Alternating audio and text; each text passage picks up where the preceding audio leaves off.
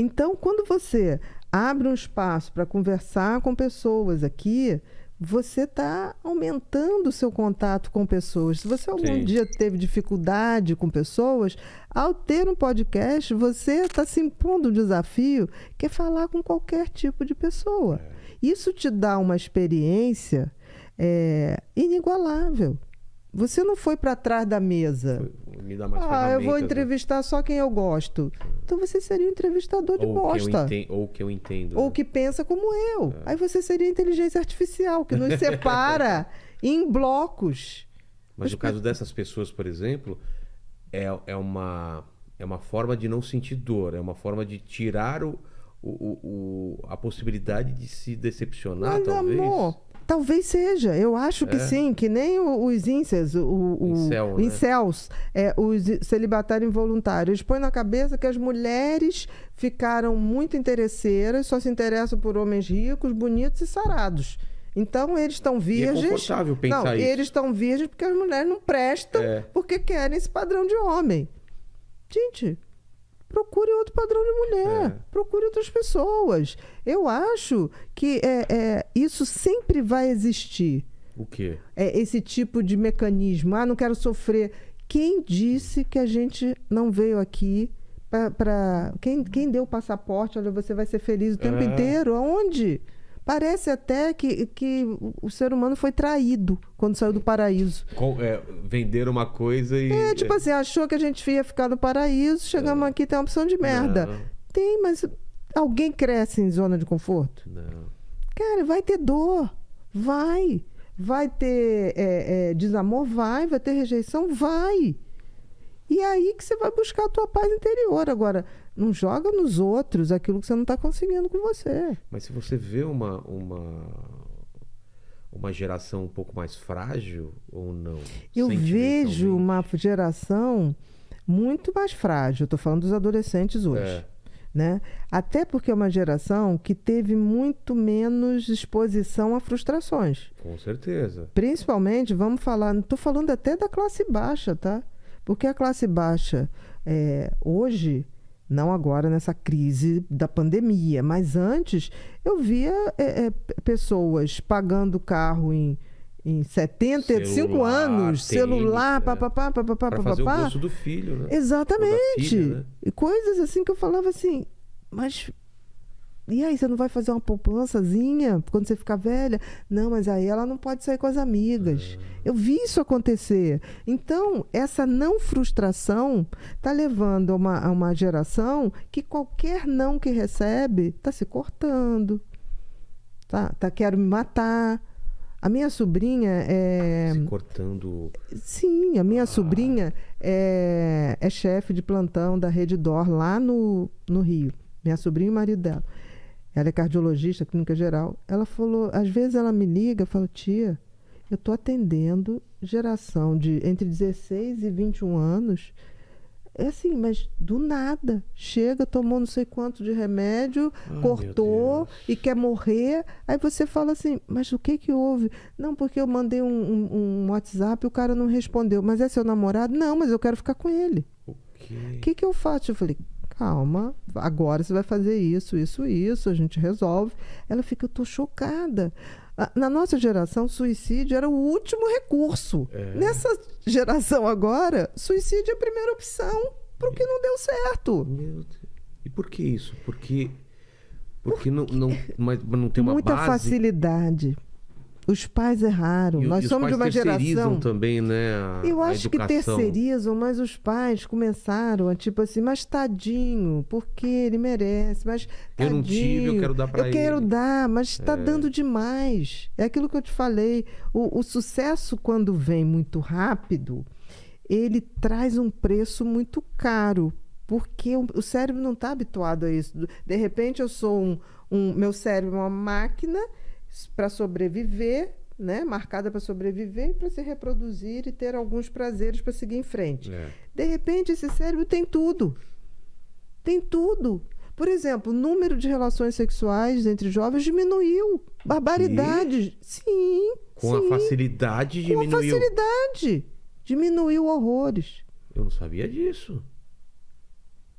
Nossa. Diminuiu. Porque tá competindo com outras coisas que dão prazer? Meu filho, desde que liberou o streaming, os Netflix, não sei o que lá, diminuiu, porque tem uma opção de gente que prefere ficar vendo a sair. Tinha um amigo meu que ele, quando chamava uma garota pra assistir filme em casa, ele realmente queria assistir filme em casa. Não, eu tô falando sério. E aí, que ponto é esse? O excesso de entretenimento, não sou contra. A indústria de entretenimento, ela... Maravilhosa, claro. Dá emprego pra caramba. Sou Game, totalmente... Tudo. Séries, streamings... Mesmo a pornografia também, né? Virtual. Tudo. Agora, a questão é que esse excesso de opções está fazendo a gente esquecer do foco. Nós somos seres sociais.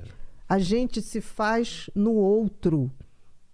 E o outro entra em mim e me complementa. Mas, por exemplo, um casal que transa menos porque eles sentem prazer ou esquecem disso porque estão fazendo outras coisas e tal, isso vai fazer falta alguma hora, né? Esse contato, essa coisa que torna a gente humano. Você pode até não transar. Não, mas não assim, é só transar, é conversar, tipo, trocar ideia. Sim! Ficar junto, é a coisa de dormir de conchinha. Mão na mão. Porque assim, a grande substância do amor, diferente da paixão, que é a dopamina, é a ocitocina. Que não é liberado só no sexo. Não, é liberado no toque. No toque. Quem é que libera mais ocitocina? A mãe dando de mamar um bebê. O instinto materno, ele nasce com a mulher? Não. A gente ia falar disso também. Não nasce com a mulher. Tanto que uma mulher tem um filho, se ela for abandonar um filho, ela abandona nas primeiras horas. Por quê? Porque se ela começar a dar de mamar, mesmo que seja numa mamadeira, mas botar nesta posição aqui, ter aquele contato físico, em 15 dias, aquela máquina de cagar, mijar, fazer refluxo, se torna a coisa mais atraente para ela. Por quê? E isso porque libera ocitocina. Olha, se for lá nas primeiras horas, não deu tempo. Não deu tempo de fazer essa enxurrada. Porque a ocitocina é a substância da conexão com o outro. Entendeu? Nós estamos perdendo conexão, porque a gente não abraça mais, o sexo é virtual. Imagina, eu tenho adolescente que entra no consultório e fala assim, a minha mãe não quer deixar eu encontrar meu noivo. Eu falo, mas você tem 16 anos, você está noiva? Eu nunca soube.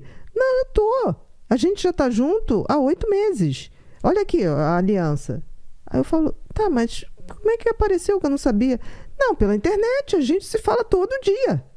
Meu Deus. Isso é sério. Nunca se encontraram. Nunca se encontraram. Aí vai pro Tinder. Tá noivo. Um mora aqui, outro mora lá em Santa Catarina, sei lá. Não é a mesma coisa, né? Gente, a gente tá perdendo. A sua persona no virtual nunca vai ser o que é a pessoa. E o contato?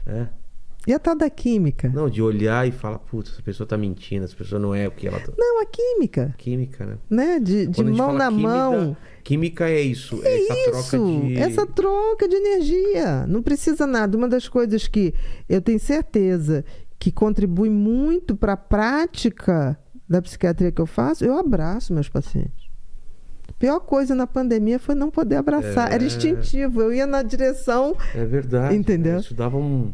Porque quando você abraça, você põe corpo com corpo. O ser humano, ele é feito para isso? Tipo, feito para isso. A gente dormia em bando, todo mundo meio junto para se aquecer, para se proteger, e de repente foi afastando. Tem essa regra, né, social de... Tem um espaço que é social, né? Que a gente não invade, né? Sim, claro, tem uma coisa respeitosa, mas assim, esse contato carinhoso, eu não estou dizendo a coisa libidinosa, claro que tem uma energia que é diferente. Claro. A criança que é abusada, ela sabe. A mão que toca com uma outra intenção, da mão do carinho. Entendeu? É muito simples essa diferença. Então, é ocitocina. O que dá o instinto materno é ocitocina. Por isso que eu estou falando. Se você deixa aquela mãe... E um pai pode fazer isso. Eu falo para os meus... quando o pai cuida dessa forma? Sim. Por exemplo, eu tenho um paciente que foi pai há pouco tempo, e ano passado ele... eu fico com medo, porque no início, né, a gente não pode mexer muito, porque é só a mãe. Eu falei, não, você vai chegar do trabalho todo dia... Você vai tomar um banhozinho, vai falar, amor, vai tomar banho. Você vai botar na sua barriguinha, se possível, só sem roupinha, no Rio é muito calor, pele com pele. Cara, se você fizer isso todo dia, em 15 dias, tá querendo dar banho no moleque, trocar a fralda. Volta ele um mês depois, ele... Bia, eu tô indo correndo pra casa pra dar o banho. Não quero mais que ela dê o banho. É uma falta, né? Isso é ocitocina, entendeu? As pessoas achavam que era só quando dava de mamar. Mas o de mamar não é só o leite da mãe, é o contato. Exato. Entendeu? Porque pensa bem, o bebê é uma máquina. E é louco que isso tá reatando o que a gente falou lá no começo, de onda cerebral, da gente ter uma ligação. Mas não é só cérebro, né? Parece que é da pele, né? Tem uma coisa que transcende, esse toque, quando você tá perto, mas não... Mas é tudo conectado ao cérebro. Exato. Porque quando eu faço esse detalhe aqui, eu aciono as áreas se fosse medir de sensoriais. Por isso que a criança abusada, ela pode pensar que sentiu prazer, mas não, foi acionada uma percepção nova, de sensibilidade nova, né? Acionando a sensibilidade, você aciona também a parte motora. Por exemplo, quando você consegue, num paraplégico, começar a recuperar a parte de sentir, pode estar certo, invista mais, porque a parte motora virá. Entendi. Então, assim, essa sensibilidade, esse toque, nós nascemos para isso. Nós éramos tribos, a gente se fez em volta de fogueira, as pessoas se protegendo. Por exemplo, a espécie humana começou a dormir essa coisa de 6, 7 horas há muito pouco tempo na evolução. Antes se dormia 1 hora e o outro trocava, ficava de plantão, o outro trocava. Não tinha essa história, vou dormir 10 horas. Esse luxo, né? Não existia, dormia 2, trocava um pouquinho, porque existia todo um universo ao redor muito ameaçador. Exato. Então, Lene, eu sinto que tá faltando dormir de conchinha, viu, cara? Eu também sinto isso. Escolhe a pessoa certa. Escolhe a pessoa certa. Eu também sinto isso. Pra dormir de conchinha. Escolhe a pessoa certa, Lene. Minha mulher, ela dorme esparramada. Eu falo que ela não dorme de concha, ela dorme de estrela do mar. Cama inteira é dela, aqui, ó. E braço pra cá e pra cá. Porque ela sabe que já ocupa tudo dentro do seu coração, exato. Né? E agora meu filho vai dormir. Agora meu filho... Sabe aquela coisa de vai empurrando ela pro canto? É muito engraçado. Aí ela no instantinho vai se recolhendo. Exatamente. O Fábio Jabá tá falando o seguinte aqui, ó. Doutora, já pensou em estudar sobre os operadores de segurança pública? Porque sofremos tanto com problemas relativos à saúde mental, transtorno de ansiedade, depressão, síndrome de burnout e suicídio. Acho que ele tá falando do pessoal... Ele veio aqui já, o Fábio Jabá. Ele trabalhava em penitenciária, né? Como chama? Agente penitenciário. Agente penitenciário. Exatamente. Olha, o índice é altíssimo. Imagina, né? Não, teve uma época, muito antes da pandemia, uns 3, 4 anos, que o índice de suicídio dentro da Polícia Federal era muito alto. Mas é abafado. O índice de suicídio entre agente carcerário? Não sei, eu lembro que não está separado. Não está separado, mas o índice de adoecimento é terrível, terrível, terrível. Terrível. Porque assim, você imagina, certas profissões você aguenta um tempo. Você não aguenta o tempo todo. Porque é uma barra muito pesada. É que nem operador de bolsa de valores, quando era aquela maluquice que o cara tinha que ficar no pregão. Nossa! O que se fazia na bolsa de valores? O cara ficava no pregão lá, naquela maluquice, que agora não é tão assim. Ele ficava ali no máximo 1 ano. Depois ele tinha que rodar para coisa... Não, e várias pessoas com problema com cocaína, né? Porque não aguentava. Então, assim, existem trabalhos extremamente adoecedores. Não é que não possam ser feitos, mas eles têm que ter datados, eles têm que ser revezados, porque, assim, a maneira de ganhar dinheiro hoje, ela é sempre muito beira ao... Você vai ganhar dinheiro para adoecer. E é efêmero também, né? Uma coisa que... ganhar dinheiro para adoecer. É mesmo? É porque hoje você ganha muito dinheiro. Tem uma garotada que ganha muito dinheiro, mas depois vai gastar muito dinheiro porque adoeceu. É verdade. Por exemplo, você quer ver uma coisa? O pessoal do sertanejo, né? Quando explode, eles fazem 5 shows num dia. vive para aquilo, né? Aí o cara, ele vai de jato de uma cidade para outra, chega uma hora que ele não sabe nem para quem tá cantando. Não, ele não sabe se tá no hotel, se tá no... que cidade. É claro que vai deprimir, porque já não vê nem a família. Quando chega na família, o cara tá ganhando dinheiro, compra uma puta fazenda, tá lá a família inteira, né? Comendo churrasco, usufruindo, o cara chega, quer dormir. Sabe? Então, assim, qual o limite? Porque o empresário chega assim, não, mas agora que você tem que arrebentar. Gente, mas qual o limite? Sabe? A gente falou isso com o Bonadil aqui, a gente tá falando isso. Né? E se o cara morre amanhã? Como aconteceu com os Mamonas. Né? Exatamente. Como aconteceu com aquele ônibus agora, do último. Porque o grau, não sei se você já viu, o grau de acidente desse pessoal de sertanejo que faz show, entrada de show, é muito grande. De ônibus. Teve um ônibus. Que é de madrugada. É de madrugada, eles vão de um lugar para outro. Sabe? Qual é o limite? O que é o topo? Exato. Porque o topo é você ir cada vez e ficando melhor. Contrabalancear o bem-estar com o dinheiro e tudo, né? Não, cara, você acaba... Eu já vi muita gente no auge do sucesso tá muito infeliz. O que a gente mais vê isso hoje, né? Porque, às vezes, principalmente com o youtuber, com essas novas profissões, o dinheiro chega muito rápido e a pessoa não tá preparada, né? Não tá preparada, e tem uma coisa...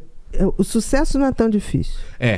Manter a primeira baixa, a pessoa não aguenta, né? Mas tem que aguentar. Uma pessoa que eu acho que lida com sucesso dentro dessa área de uma forma maravilhosa, Marisa Monte. É mesmo, né? Marisa Monte é uma pessoa que ela faz o trabalho, aí ela some. É verdade. Ela 2 anos, ela faz o ano sabático duplo. E aí ela vai compondo, ela chama os amigos em casa, junta um, junta outro. Aí daqui a pouco vão cantar. Aí ela sai. Isso é uma diva. Faz os shows. Com shows lotadíssimos. Europa. Ela faz Brasil onde ela quiser, e lotado. Ela cria uma necessidade de vê-la. Os outros criam uma necessidade de saturar.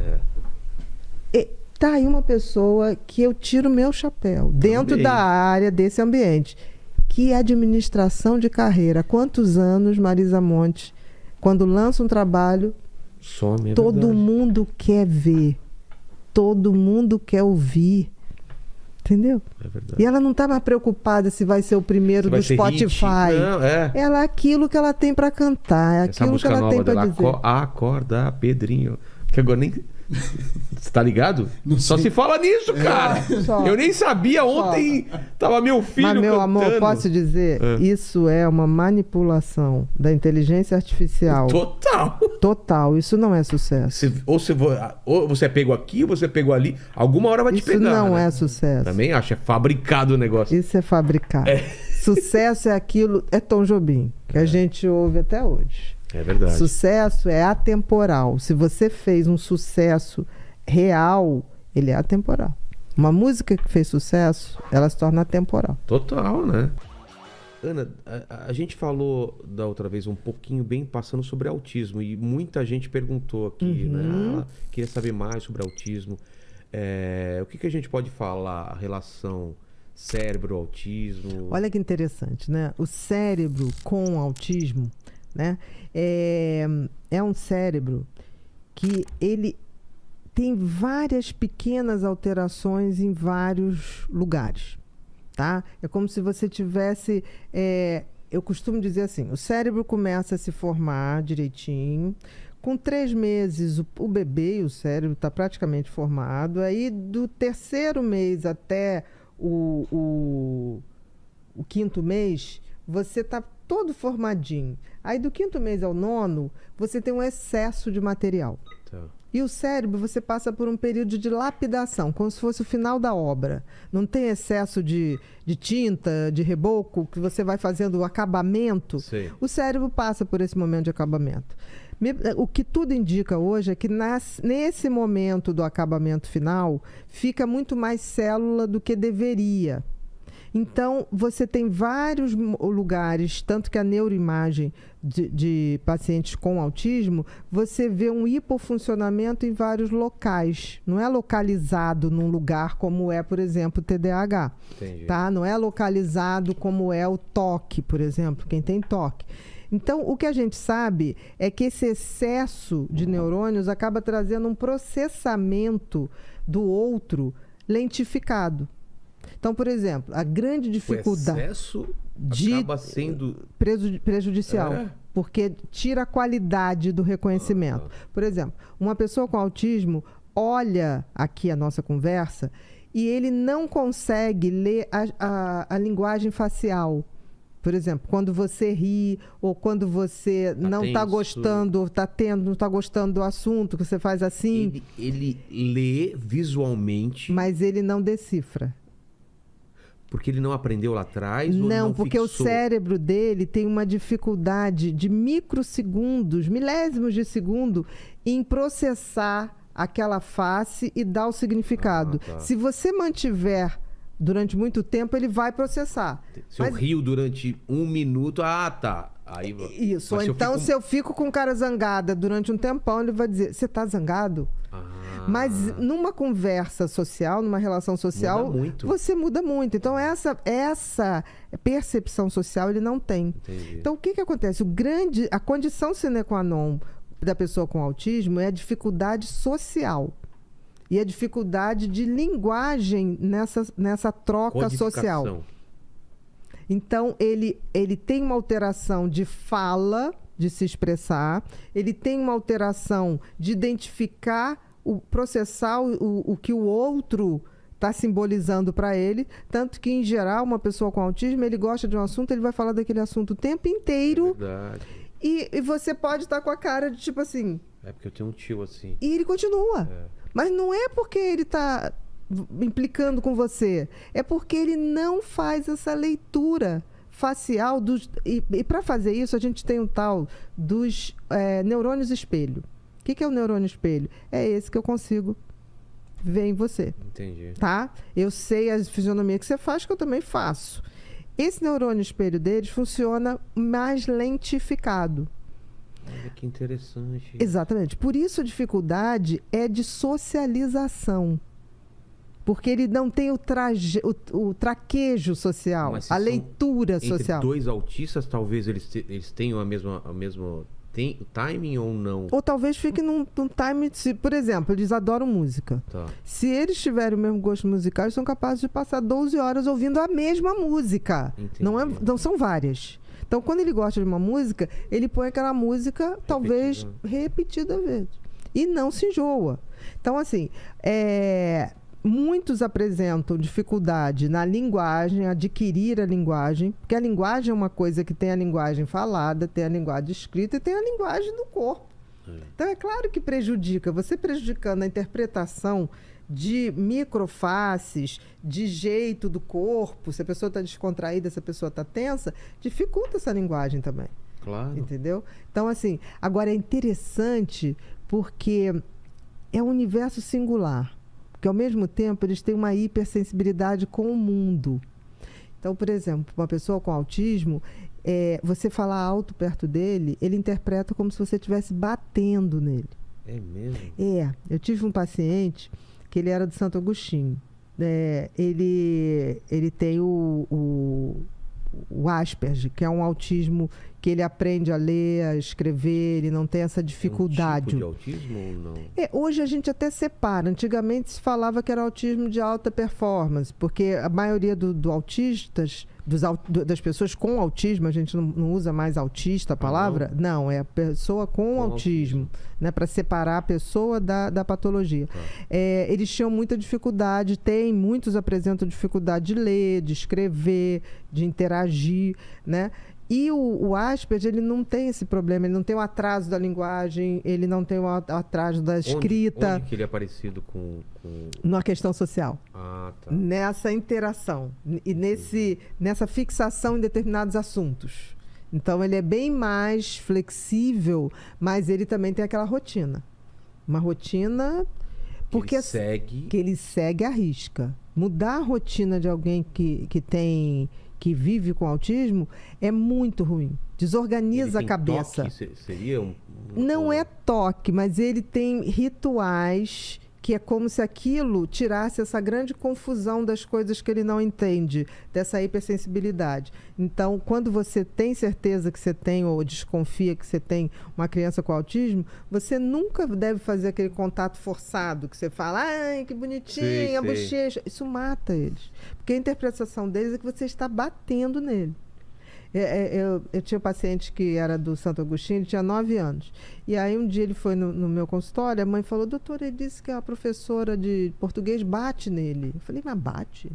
Eu falei, mas tem outras que batem? Não. Ele falava assim, eles repetem, né? Não, só ela. Eu falei, e qual a melhor professora? De matemática. Aí eu resolvi lá. Aí eu fui, me sentei, falei com os professores todos, me sentei na última coisa, e ele lá na frente. Sim. Aí daqui a pouco entrou a professora de português, e a professora de português falava assim, Gabriel, olha aqui, meu filho, presta atenção. Aí ele olhava pra mim lá atrás e fazia Tá vendo? assim. Tá vendo? Eu não falei?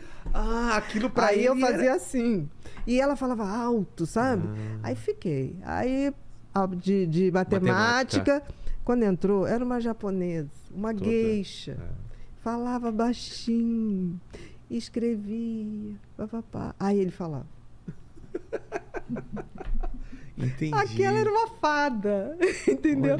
Aí eu fui no recreio, conversei com os professores e falei, professor de português, olha, o timbre da voz, a maneira como você toca. A mulher começou a chorar. Mas eu achei que eu estava dando estímulo. Eu falei, não, você está certa. Serviria para qualquer criança, menos para ele. Ele é o contrário, você tem que falar baixinho, Eu só sei que 15 dias depois ele voltou na escola, aí ela falou, a professora de português, eu não vou conseguir ser que nem Yoko. Falei, não precisa, mas para de fazer isso. Tocar já é... Porque ela falava, vamos, naquele ânimo, sabe? Aí eu só sei que 15 dias depois ele voltou e eu falei assim, e aí? Aí ele, o que você botou na água da escola? Aí eu falei, por quê? Não, porque a professora de português está muito educada. Ela está muito educada. Você botou alguma coisa na água dos professores. Olha só. E tem uma coisa muito fantasiosa na cabeça deles. Eu tenho um paciente que tem Asperger, que ele hoje tem 57 anos. Tá.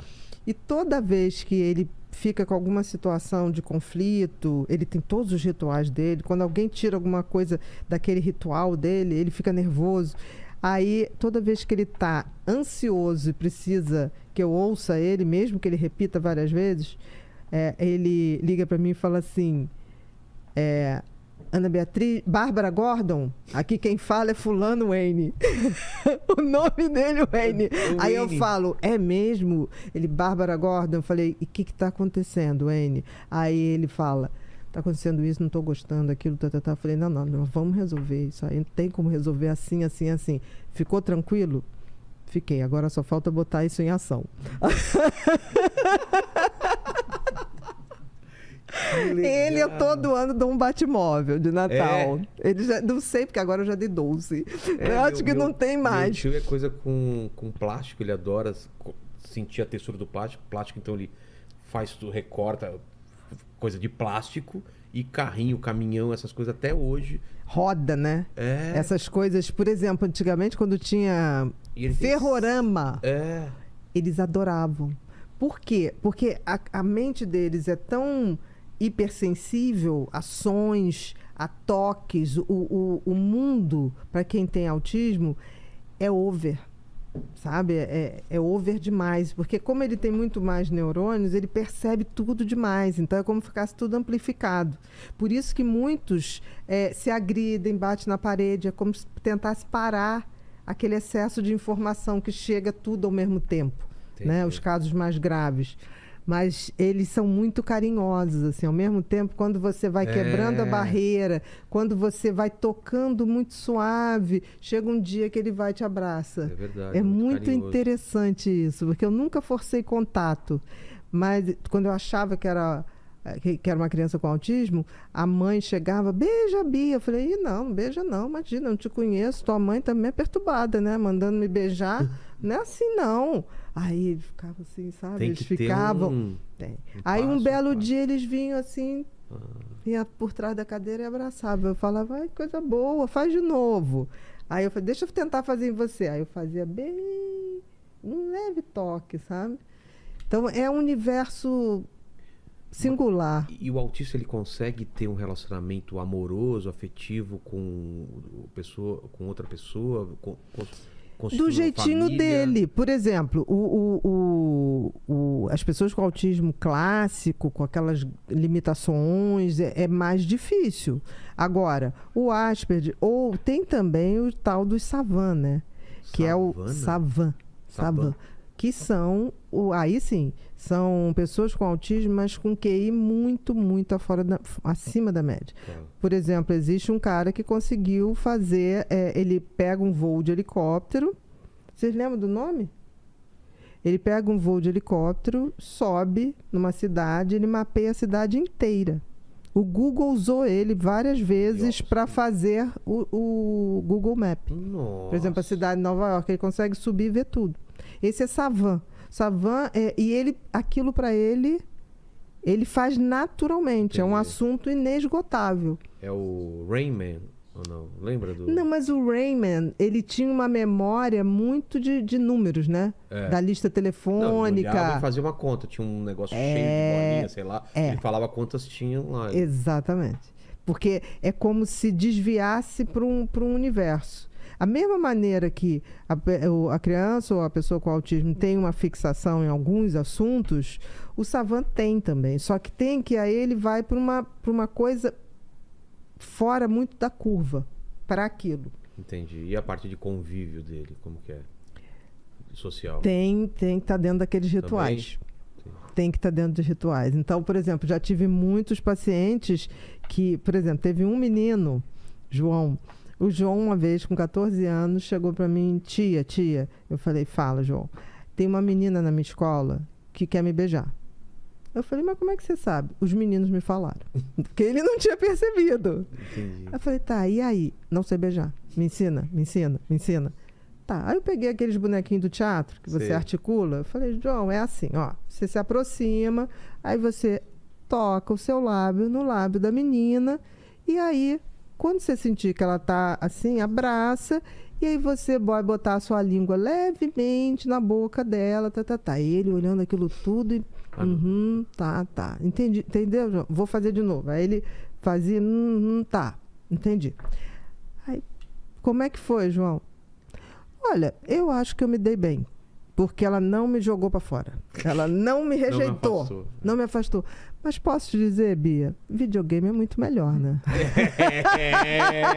Vou dizer que em certas situações, Lene?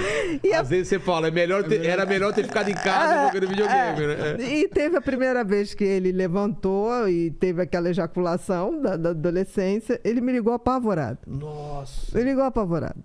Aí ele... Eu fiz xixi na cama. Eu falei assim, mas esse xixi é diferente? Ele, como assim? Eu falei, é mais cremosinho, não sei o quê. Falei, não, meu amor, isso aí foi que você teve uma ejaculação. Ejaculação? Isso acontece, você tá formando os hormônios. Aí fui explicando. Aí ele falava, mas coisa chata, né? A gente nem espera e a coisa arrebenta Do assim. nada! Você viu aí, Lene? Então, assim, o amor para eles tem um simbolismo diferente. Mas é ouvir música junto. Por exemplo, tem muito autista... A pessoa com autismo, isso é super importante, que se masturba vendo a sua namorada, a sua coisa, e não necessariamente tem prazer no contato. Porque aquela coisa de abraço, beijo, dá um desconforto. E aí uma namorada que não tem esse mesmo funcionamento fala assim, gente, mas ele fica me olhando e se masturba. Mas aquilo para ele é como se fosse... Teve um que me descreveu, mas ela é a minha musa. Entendi. Ela é a minha musa. Eu sinto aquilo no meu corpo vendo. Caramba. Né? Então é um padrão diferente, né? Fala, Lene. O nome do artista que sobrevoou Nova York é Stephen Wiltshire. Então, esse cara é um savant. Ele, qualquer lugar que você queira mapear, ele é só levantar voo, deixa ele um tempo, ele fala, pode baixar. Ele vai mapear tudo. Mas dentro do espectro de autismo, que falam até que o Messi, né, tem um pouco... Como que... O espectro é aquilo muito que eu amplo. falo. É amplo. Tanto que a gente tem o TEA, transtorno do espectro autista. Entendi. Né? Você tem isso. E, na realidade, Vilela, isso tem em qualquer transtorno do comportamento humano. Não é aqui, né? Não. Tem A diferença dos transtornos humanos, da mentalidade, da mente, elas não são qualitativas, são quantitativas. Entendi. Por exemplo, quem de nós já não ficou hiperfocado numa coisa que alguém chega brincando? Pô, você parece uma pessoa com autismo, Sim, né? sim. Tipo assim, fica o dia inteiro nesse negócio, tá? Não é. Tá colocando porque eles fazem isso com muito mais facilidade, né? Música é impressionante como eles gostam de música, mas as mesmas músicas. Entendi. Impressionante, eles E são em capazes animais, de... acontece esse tipo de coisa também ou não tem relato? Interessante, assim.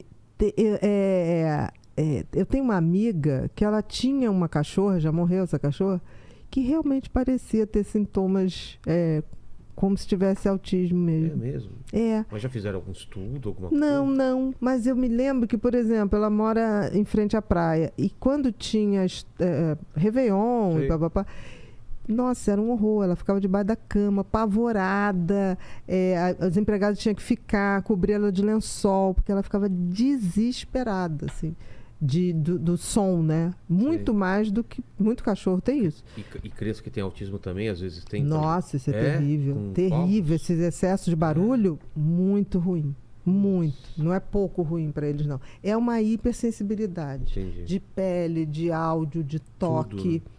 É como se fosse um cérebro que... Aquilo que eu falei, sobrou neurônio. Então, tem certas funções que estão super ativadas. Tá. Durante muito tempo você achou que era por conta de coisas que a mãe comia na gravidez. Ah, é? Você achou que era genético. O fato é que hoje, dentro do espectro, você vai ver coisas que vão funcionar para um caso, para outro não. Mas tem um componente genético também. Mas como que se diagnostica? Como que Diagnostica? é feito o diagnóstico para esse espectro? É muito cedo, por exemplo, porque vai dando você vai esperando aquele desenvolvimento da criança, de andar, de começar a falar, a coisa não vai acontecendo. Eles têm uma coisa de andar muito na pontinha dos pés. Ah, Por quê? Porque o toque da superfície já incomoda. Olha... Toda criança tem o seu momento de andar na pontinha dos pés. Mas depois que aprende a andar, tipo assim, criança com autismo, você põe toda agasalhadinha para ir para a escola. Ela vai tirando, vai jogando fora aquilo. Porque incomoda. O tecido incomoda. A lã, então, é uma das coisas que mais incomoda a pele deles. Então, as mães ficavam, tipo assim, batiam nas crianças, tipo assim, imagina. Ou as escolas... Nossa, imagina com a falta de conhecimento. Conhecimento antigamente, como devia ser, né? Agora, tem uma coisa que isso ainda é um estudo que não está chegando, ainda não temos dados para conclusão. Mas parece, isso não tem nenhum estudo conclusivo, que o número aumentado de inseminações artificiais aumentou o número de casos. Ah, é? Pode ser, ainda não está aprovado, como pode ser também, a gente está diagnosticando mais. Como que é feito o diagnóstico de TDAH? Eu tenho um filho de 4 anos, ele vai fazer 5. Como que eu sei se ele tem ou não? Calma, a gente começa a ver ali, porque até 4, 5 anos, a criança ainda não teve o primeiro grande amadurecimento cerebral, tá? Você pode explicar pra gente como que é o cérebro da criança, como que ele desenvolve? Vamos lá. Até 4, 5 anos, dessa altura aí, o cérebro ainda não tem uma coisa chamada individualização. O que significa? Pro teu filho, ele ainda é você, a mãe, a avó, a babá, todo mundo que ele Como convive. Assim? Ele não se sente um ser único. Eu queria entender isso, porque parece mesmo isso. Mas é isso. Por exemplo, se você estiver fazendo cocô, tá, e teu filho atende o telefone. Hoje não, porque não tem mais telefone fixo. Mas vamos supor que ele atende o teu celular. Tá tocando, ele atende. Aí fala assim, eu queria falar com o Vilela, tá. Ele não pode. Por quê? Tá fazendo cocô. Papai tá fazendo cocô. Isso. Por quê? Porque para a criança, o que ele vê, todo mundo vê. Ele é o grupo. Ah, ele não entende. Que ele é ele, indivíduo. O cérebro dele ainda não teve o primeiro grande Mas amadurecimento. ele já tem vontade própria. Eu quero fazer isso. Sim, eu quero assistir aquilo. Ele está começando a formar essa identidade. Sabe quando ele vai descobrir que ele é ele? Quando? Quando ele começar a mentir e perceber que vocês não notaram. Ele não mente, ele não consegue ainda. O dia que ele falar assim, você chegasse... Como é o nome do teu filho? Noah. Noah. Você pegou uma... Acabou com isso aqui. Só tinha ele. Não, você pegou... Não. Quem foi? Foi a Maria. Aí você, putz, eu tenho que falar com a Maria, que se ela quiser, eu vou comprar um pote, Sim. eu dou pra ela. Não precisa fazer isso. Você sai, ele vai fazer assim. Por que ele não faz isso ainda? Porque ele acha que eu vou descobrir... Porque ele acha que o que ele pensa, você vê, a mãe vê. Ele ainda não tem individualização. Que legal. É lindo. Por isso que eu digo que quem tem filho, você tem que aproveitar porque você é o mundo dele. Por isso que uma separação nessa fase é terrível de pai e mãe. Porque a criança sempre vai achar que ele estava metido naquela confusão. Entendi. Que ele foi culpado pelaquela separação. Porque olha só, ele estava naquele bolo. E o que aconteceu que ele não fez a parte dele? Então, vamos lá, o cérebro então... Tem esse primeiro amadurecimento. Aí vai pra eu sou um indivíduo. Eu sou um indivíduo. Aí ele começa aquela fase que ele começa a ter os amiguinhos. Aí, pai, não me pega não, pai. Não sei o quê. Bom, aí não quer que deixe na frente da escola, deixa um pouquinho pra cá. Ai, não me mas dá quando tá com você, dá beijo, abraça. Mas aí, tipo, não, pai, na frente lá das minhas amigas. Não fala isso, já tá dando no corno. Não, calma, ele... Ai, chegar nessa fase, meu Deus. Aí vai pra adolescência, que é aquela hora que... É separação total. Porque precisa. Porque olha só, faz parte cérebro ali, ele vai se preparar para ser adulto. Então ele tem que desconectar daquilo que até então era o mundo dele. Entendi. É horrível. Porque ele vai pro grupo. E aí é nessa hora que tudo que o pai e a mãe falar tá errado. E você tem que deixar. Porque depois volta. Porque ele tá querendo ser aceito por um grupo. Porque ele precisa validar que ele pertence a algum grupo. Entendi. A questão é que hoje nós temos grupos muito nefastos.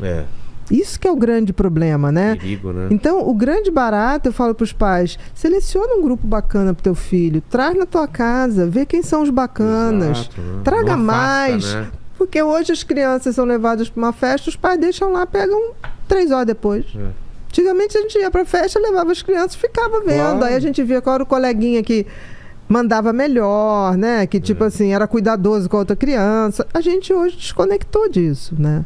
Então assim, para você dizer que uma criança tem TDAH, aí nesse primeiro grau de amadurecimento, você tem que ver uma inquietação maior. Ele fala numa velocidade que você entende porque você é teu filho.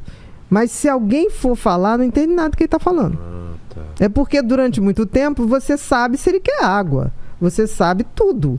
Agora, ele vai falar com alguém, ele vai pulando as palavras e a mãe sabe, todo mundo sabe. Mas o coleguinha fala assim, não entendi nada que você falou. Porque a velocidade do pensamento dele é muito maior do que a capacidade de expressar a fala. Isso em relação à fala, em relação a escrita ações, pior ainda. atividades. E na atividade, o que acontece? A inquietação não deixa ele esperar numa fila. Aí ele começa, tipo assim, é mal educado. Ele no jogo, quando perde, tipo, não quero mais jogar. Eu vou sair.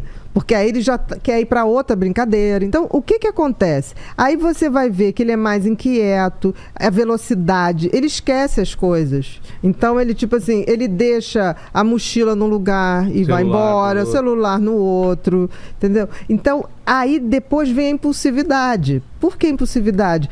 Porque ele também não filtra o impulso. Então, às vezes, ele fala uma coisa com você, depois ele se arrepende profundamente. Então, por exemplo, uma criança TDAH adora bicho. Quando ele machuca um bicho, nunca é por intenção. Às vezes ele está fazendo uma brincadeira. Está banado. Aí, quando ele machuca o bicho, ele fica arrasado. Você vê a criança chorar, assim, de tipo, eu não queria. Mas é bem diferente de outro tipo de funcionamento. Essa hiperatividade, ela também... É mental. Não é física? Existe a condição sine qua non para você ter um TDAH, é hiperatividade mental. Excesso de pensamento. numa velocidade maior. Agora, existem casos que você acompanha a hiperatividade mental com a física. Nos meninos predomina esse tipo, né? a mental com a física. Nas meninas, entre aspas, predomina o desattentivo puro, que é só a hiperatividade mental. Aquela criança que está na aula, não dá trabalho nenhum para o professor, mas em compensação viaja o tempo inteiro, né? Então, mas a maioria hoje é combinado. Tem tanto a hiperatividade, porque os estímulos são muito grandes. Aí tem uma opção de criança que não era TDAH, aí vamos supor, numa determinada época, virou. Não se vira. O TDAH legítimo... Já é. Já é. É um tipo de funcionamento cerebral. Ele não vira. Talvez só se evidencia mais ou você prestou mais atenção, mas ele já estava lá, né? Com o tempo, a tendência é ele criar mecanismos para controlar. Por exemplo, eu tenho déficit de atenção e hiperatividade. Eu me lembro quando eu ia ao cinema, eu ficava batendo a perna. Tá. E as pessoas olhavam para trás e eu não entendia porque tanta gente olhava para trás. Aí um dia, o meu primeiro marido chegou, Ninha, porra, não dá, cara. Dá pra prestar Um dia atenção. eu vou apanhar aqui, porque as pessoas olham, mas o que eu tô fazendo? Esse movimento... Eu fazia aí, E por quê? A inquietação das pernas. O excesso de pensamento é o maior que descarrega na perna. Então, por exemplo, se você me encontrar numa coisa, eu me acalmo agitando a perna, balançando a perninha. Perninha nervosa. É uma forma de extravasar. É uma forma de extravasar o excesso de pensamento, de atividade elétrica. Já que não necessariamente é uma coisa ruim, como a gente usar isso pro bem da criança ou do adolescente? O que faz? Eu acho que existe uma coisa. Eu acho que existe uma coisa. Toda vez que eu explico para uma criança que ele tem na cabeça, se ele for mais de campo, eu falo que ele tem um cavalo maravilhoso, mas que é indomável. Entendi. E que ele vai ter que domar o cavalo.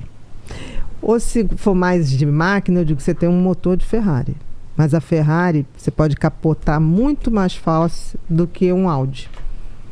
Ah, tá, tia, e aí? Falei, você vai ter que ser o mecânico do teu cérebro. Você vai ter que dominá-lo. Isso ajuda demais. Porque, assim, eu nunca trato se não tem sofrimento.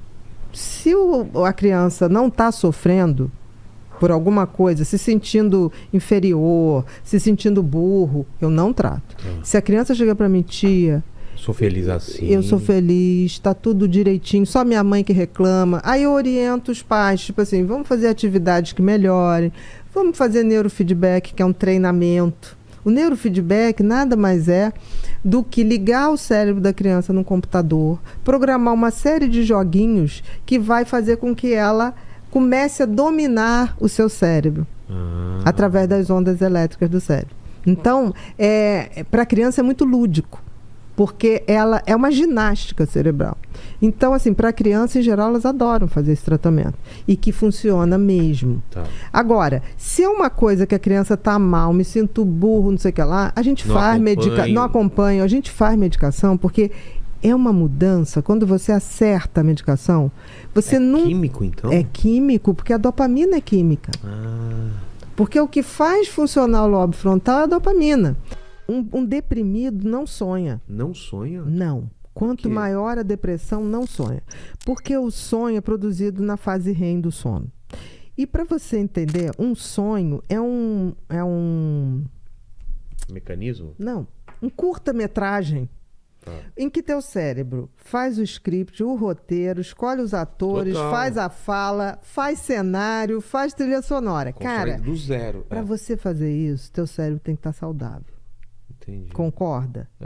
Então, assim, um dos sonhos mais emocionantes e que falam a favor de saúde cerebral é sonhar que está voando. Por quê?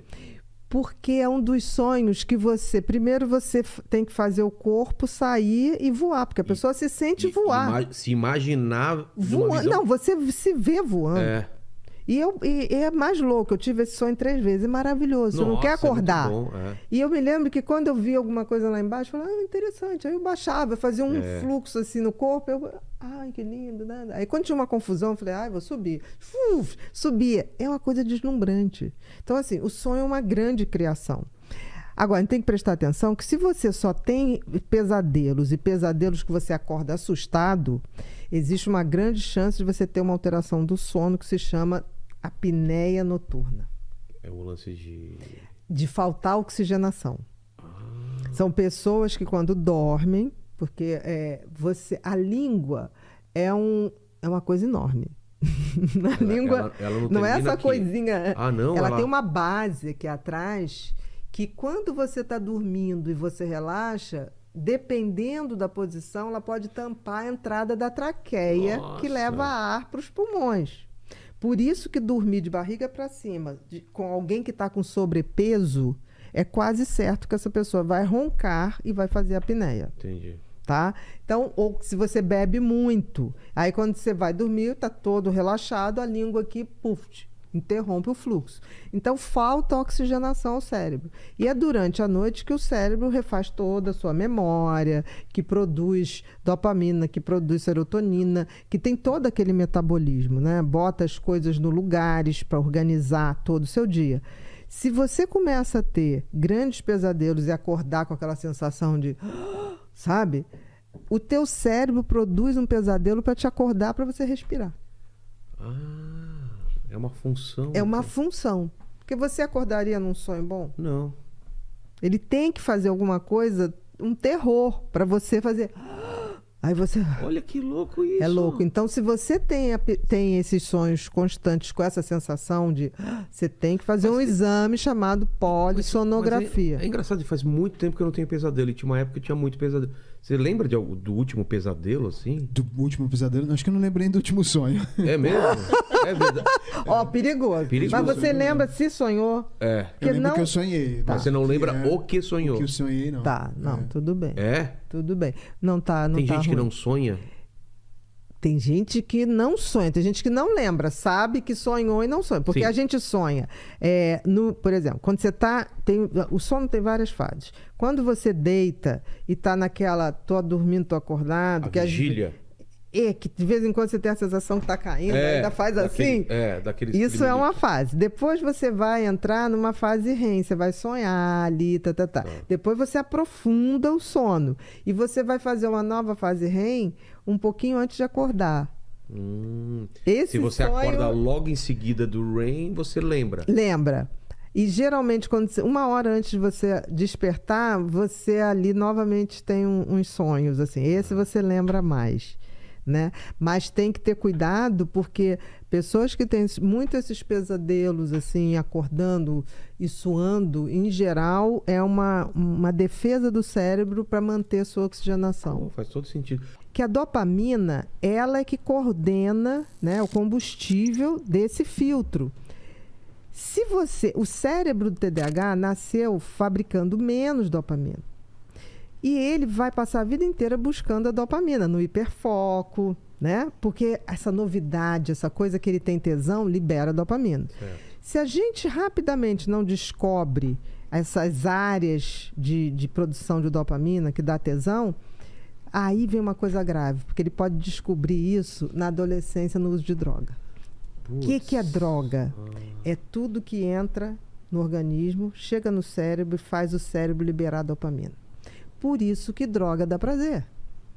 O dia que você falar assim, capim-limão, eu tomo e me dá um barato, é droga. É a mesma coisa. É a mesma coisa. Você tem drogas em substâncias, você tem drogas em comportamentos, tem comportamentos que fazem você, por exemplo, vício de pornografia é um comportamento, mas que libera dopamina. Também libera dopamina. Vício em alguém, a paixão é um momento de vício no outro, também libera dopamina. Por isso que na paixão você tem um tesão inesgotável. Né? Agora... Chocolate nem tanto. Chocolate, as comidas mais calóricas que misturam gordura com amido, são mais de dar essa liberação. Entendi. Entendeu? E mais também de fazer um pico alto de glicemia, de glicose, que aí dá um certo barato, mas também baixa muito rápido. Por isso que o açúcar dá dependência. Não tenha dúvida. Então, isso é dopamina.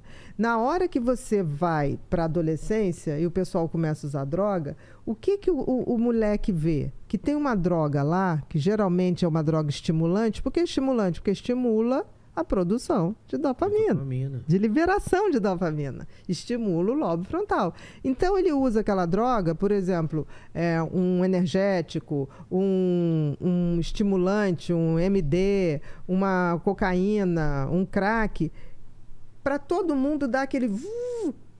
O hiperativo, ele olha o mundo e fala, caramba, é assim? Tá tudo fazendo sentido. É como se alinhasse. Nossa. E aí ele começa, pô, eu vou ficar nesse troço aqui. Então, mas se não tivesse a informação, né? Se não tivesse a informação. Porque assim, aí meus pacientes falaram assim, mas eu fiquei bem. Eu falei, sim, mas o problema é que isso vai esgotar. Porque a droga não produz dopamina. Ela vai lá, é como se fosse uma laranja. Ela vai lá, espreme, e você tem aquele caldinho na hora. Você pega só o caldo da dopamina. Chega um ponto que não vai ter mais. Você espreme. Espreme não sai, isso você só vai ficar com ruim. Entendeu? Você vai ficar com a ressaca. Aí quando você explica isso, o cara fala, eu entendi. Então vamos arrumar uma outra maneira de mexer na minha dopamina. Mas se essa informação não é dada cedo, ele vai. Vai. E se afunda, né? Ele afunda. Caramba. Você que é um cara assim, Lene, tem alguma dúvida antes da gente mudar de assunto? O Lene era hiperativo só mental ou físico também? A sensação que me dá é que você é mais mental. Eu tenho um pouco disso. O que me alinha um pouco é a música. Quando eu tô tocando, aí eu consigo... Mas ele não é físico não, é só mental. Você é daquele que... o que é basicamente só mental, a hiperatividade mental é muito maior. É? É. Então, ele deve ter momentos de exaustão. O Lenin deve ter momentos... Porque, por exemplo, o TDAH, ele não deprime como depressão, assim... Ai, mundo cruel, papapá. Não, ele deprime de exaustão. De ansiedade, não é? Não, de exaustão. É como se esse cérebro cansasse. Imagina aquela tempestade. Aí chega uma hora que você deve ter cansaço até de falar. É verdade. Eu, quando estou muito cansada... Exatamente. Eu, quando estou muito cansada... A minha mãe me conhece, ela me liga. Minha mãe está com 85 anos. Minha mãe é totalmente hiperativa, então a gente... Bate legal. Nasci no mesmo dia que ela, 31 de março. E parto normal. Nossa, né? Mesmo dia que a sua mãe. Mesmo dia, literal. E ela me liga, oi filhinha, não sei o que. Quando eu tô bem, eu falo, oi mãezinha, É sempre assim. Quando eu falo, oi mãe. Aí ela, você tá bem? Aham. Minha filha vai dormir. Não tá vai dormir. Ela sabe que não tá afim. Você tá exausta. Você tá trabalhando muito. Eu falei, tô mãezinha, dorme. Amanhã a gente se fala. Ela sabe exatamente o time. Mas não é que eu não esteja.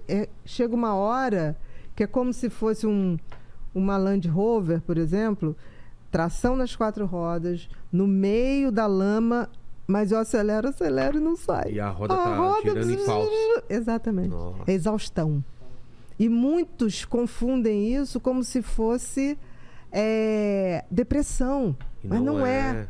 Um TDAH, ele tem um prazer de viver, ele tem uma inquietação. É isso que eu falo, como você, para a pessoa saber em casa qual é a diferença entre TDAH e depressão, para você saber o TDAH ele pode até ter sintomas depressivos, mas é de exaustão.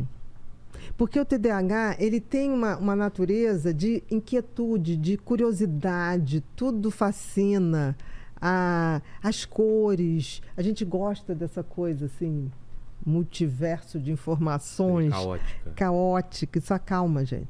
Né? Velocidade, por exemplo. Eu me lembro que quando eu era bebê, meu pai falava assim, você não... Estava muito agitado, dava uma voltinha de carro, na metade do caminho você já estava dormindo. Olha só. Porque tudo que é veloz, tudo que assemelha a velocidade do cérebro, acalma o cérebro. Por que você riu? Tem a ver também? Não, porque eu também, o meu pai era assim também. Pegava, botava dentro do carro, pequenininho, eu sempre fui muito... Inquieto. Aí botava dentro do carro, cara... Teu filho dorme quando vocês estão... Dorme, pô, tranquilaço. Entrou no carro, puf, dorme.